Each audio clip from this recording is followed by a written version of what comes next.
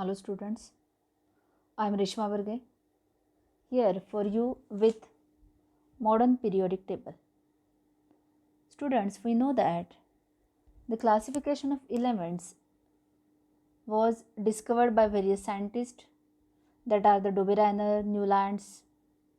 They were tried, but there were some peculiarities, and these are because at that time world did not know anything about the interior structure of atom. After the discovery of electrons, scientists started to relate electron number and atomic number.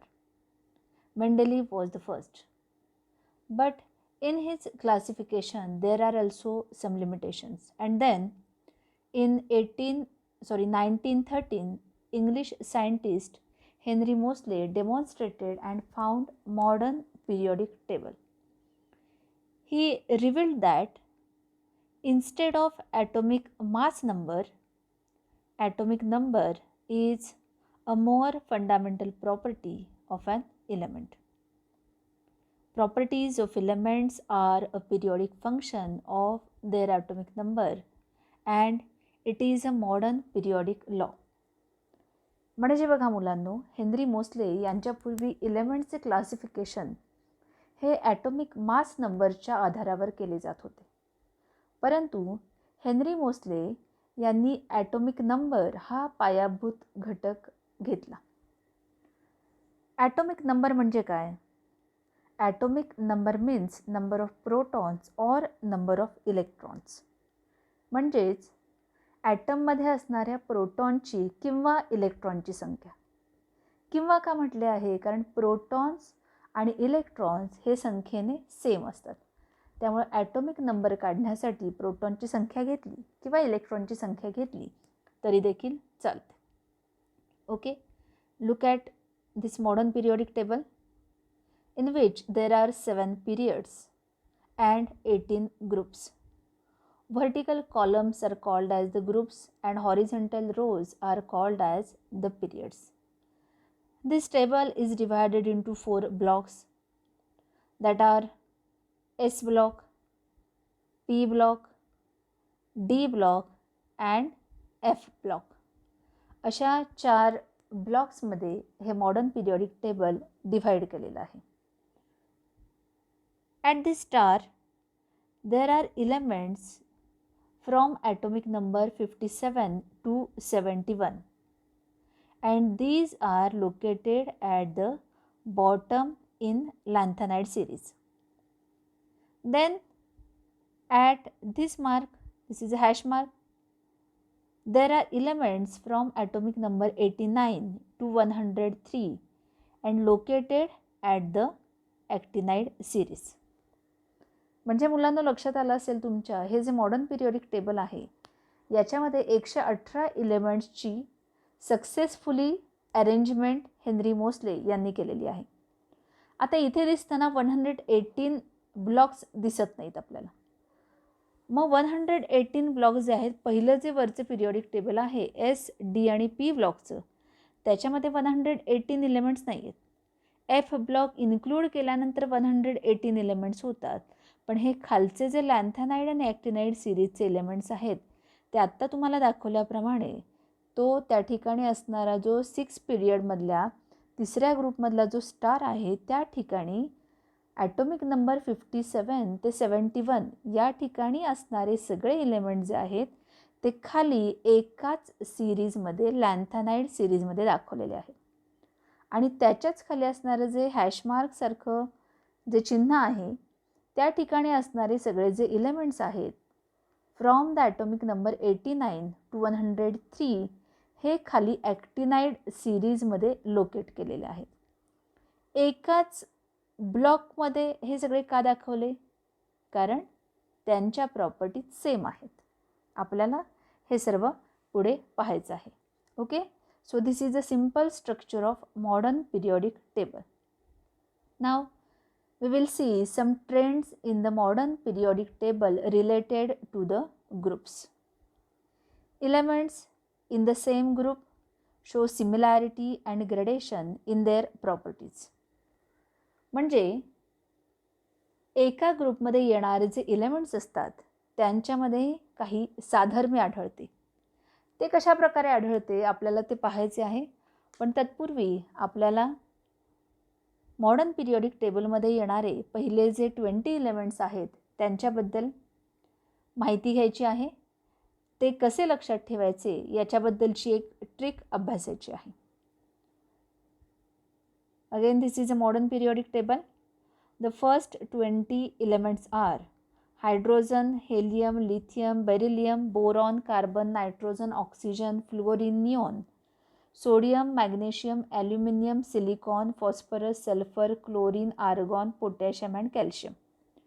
पहिल्या 20 एलिमेंट्सचाच अभ्यास आता आपल्याला करायचा असं का म्हणाले? कारण याच्याबद्दलचे बरेचसे प्रश्न आपल्याला परीक्षेमध्ये विचारले जात असतात की ज्याच्यामध्ये प्रत्येक एलिमेंटचा ॲटॉमिक नंबर आपल्याला पाठ असेलच असे नाही. पण जेव्हा पहिले 20 एलिमेंट जे आहेत आपल्याला ओळीने पाठ असतील तेव्हा आपण त्याचे ॲटॉमिक नंबर देखील पाठ न करता सांगू शकू. आणि मग त्याच्यासाठी असणारी जी क्लुप्ती आहे ती या पद्धतीने आहे. प्रत्येक एलिमेंट जो आहे पहिल्या 20 एलिमेंटमधला त्याच्याऐवजी दुसरे काही शब्द वापरलेत. Hi, hello, Leena, Beena brought cashew nut on Friday night. Hi, hello, Lina, Bina brought cashew nut on Friday night. ही एक लाईन लक्षात ठेवायची. संडे, सोडियमच्या ऐवजी संडे म्हणलेला आहे. Sunday morning, ASPS, Sunday morning ASPS, cap, CAP, K actually तिथं पण पोटॅशियमचा P म्हणलेला आहे. Sunday morning ASPS cap C. Okay, तर अशा पद्धतीने hi, hello, Leena, Beena brought cashew nut on Friday night, Sunday morning ASPS cap C या पद्धतीने हे पहिले 20 एलिमेंट जे आहेत ते तुम्ही लक्षात ठेवू शकता. Okay, so let us see about the trends in the modern periodic table related to the group. There is one example. These are the 3 elements in group number 2. The first is the beryllium, which has the atomic number 4. So in the first shell there are 2 electrons and in the second shell there are 2 electrons. So electronic configuration is 2-2. Then magnesium, atomic number is 12. In the first shell 2 electrons, second 8, and in the third shell there are 2 electrons. So electronic configuration is 2-8-2. In the calcium, atomic number is 20. In the first shell 2 electrons, second 8, third 8, and at the last there are 2 electrons. So the electronic configuration is 2-8-8-2. Here we can see that all the elements in group 2 has 2 electrons in its outermost shell.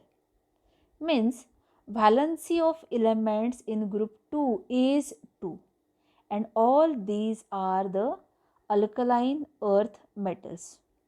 So what is the similarity here?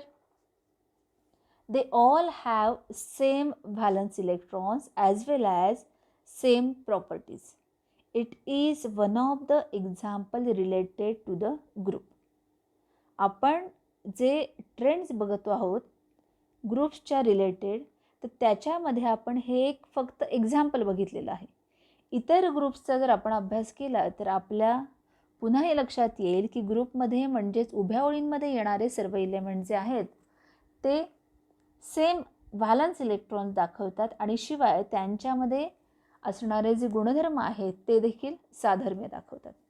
Group 1चा विचार केला तर त्याच्यामध्ये येणारे सर्व element जे आहेत त्यांच्या outermost शेलमध्ये एकच इलेक्ट्रॉन आहे. ग्रुप 3चा 4चा विचार केला तर त्यांच्या देखील आउटरमोस्ट शेलमध्ये क्रमाने 3 व 4 इलेक्ट्रॉन्स आहेत. ग्रुप 17चा विचार केला तर आउटरमोस्ट शेलमध्ये 7 इलेक्ट्रॉन्स आहेत. ग्रुप 18चा विचार केला तर आउटरमोस्ट शेलमध्ये 8 इलेक्ट्रॉन्स आहेत आणि शिवाय त्यांच्या गुणधर्मांमध्ये देखील साधर्म्य आढळते. Means in short we can say that same group have the same valency and have same properties. That is the first trend related to the group. Okay. Then the another trend related to the group we will see now. This is the modern periodic table again. If we go down to the group, example बघूयात आपण. Modern periodic टेबलमध्ये जे group आहेत त्यांच्यामध्ये वरून खाली जात असताना, म्हणजे 1 नंबरचा हायड्रोजन आहे, लास्ट नंबरचा जो फ्रॅन्शियम आहे, इकडे पुढे खालच्या बाजूने जात असताना आपल्याला त्यांच्या गुणधर्मांमध्ये काय बदल झालेले दिसत आहेत हे अभ्यासायचं आहे.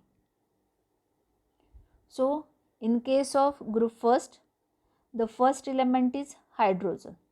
Atomic number is 1.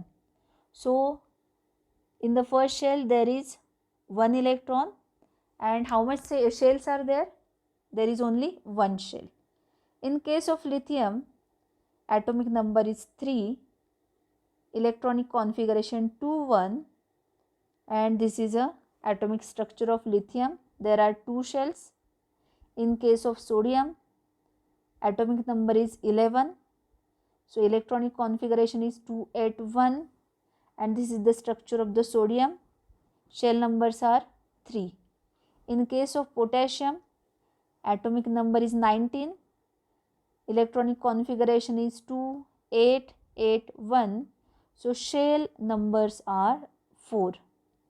In case of rubidium, atomic number is 37, electronic configuration is 281881, so shell numbers are 5. In case of cesium, atomic number is 55, electronic configuration is 28181881, means the shell numbers are 6. And at last, francium, atomic number is 87, electronic configuration is 2818321881, means here there are 7 shells.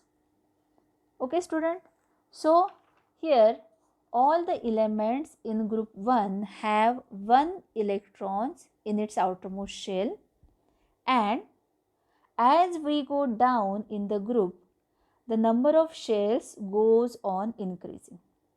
म्हणजे या ठिकाणी आपल्याला काय आढळलं तर जेव्हा ग्रुपमध्ये आपण खालच्या दिशेने जातो, म्हणजे हा ग्रुप नंबर 1 आहे, हायड्रोजन 1 नंबरला आहे, फ्रॅन्सियम जो आहे तो 7 नंबरला आहे, वरून खाली जात असताना पहिल्या हायड्रोजनमध्ये शेल नंबर जे आहे ते 1 आहे, लिथियममध्ये 2, सोडियममध्ये 3, आणि त्याचप्रमाणे वाढत वाढत जाऊन फ्रॅन्सियममध्ये शेल ज्या आहेत त्या 7 आहेत.